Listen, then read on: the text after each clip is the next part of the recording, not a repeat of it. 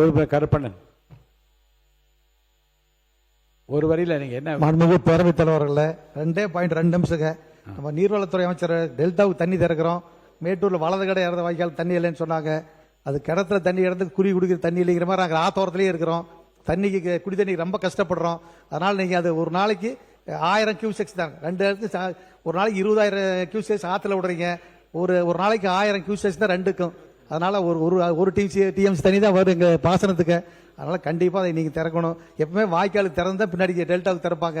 அதனால பாத்துங்க. அதே மாதிரி இன்னொரு ஒன்றே ஒன்றுங்க, அந்த மண் வண்டல் மண் ரெவன்யூ மினிஸ்டருக்கு அங்கே எல்லாம் தெரியும். போன தடவை குடிமராமத்து மூலம் ஒரு லோடு மண் 2500 ரூபாய், இன்னைக்கு ஒரு லோடு மண் 10,000 ரூபாய்க்கு விற்குது.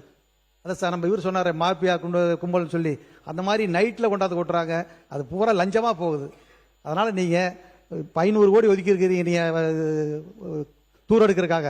500 கோடி நீங்க குடிதண்ணீர் கொடுத்துடலாம். நீங்க முதல்ல நம்ம ரெவன்யூலையும் ஏடி மைன்ஸ்லி பர்மிஷன் கொடுத்துருவாங்க. எந்த குளத்துல யார் வேணாலும் வலிச்சுக்கலாம். ஒரு லோடு 250 ரூபா கவர்மெண்ட் கட்டிடுவாங்க. இன்னொரு 500 கோடி வசூலாகுது. 1000 கோடி நீங்க குடிதண்ணீர் பயன்படுத்தலாம்.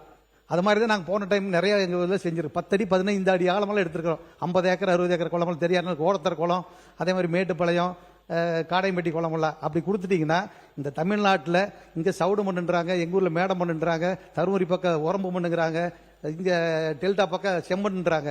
எந்த குளத்துல யார் வேணாலும் வலிச்சுக்கலாம்னு சொல்லிட்டீங்கன்னா பிரச்சனையே இருக்காது. அதே மாதிரி அன்னைக்கு பவானி சார் டேம்ல மண் வலிக்க சொன்னீங்க.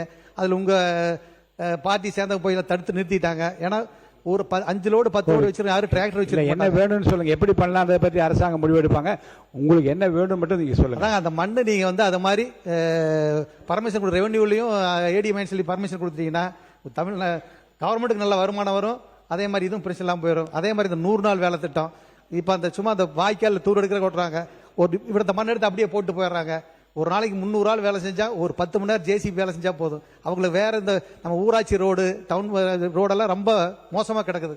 அந்த முள்ளு செடி புல்லு செடி எல்லாம் வீதியெல்லாம் சும்மா கிடக்குது. அதையே சுத்தம் பண்றதுக்கு விட்டீங்கன்னா ஒரு நல்ல பேர் கிடைக்கும். அதனால இந்த 3 வேலையை செய்யணும் அன்போடு கேட்டுக்கிறேன். நன்றி, வணக்கம்.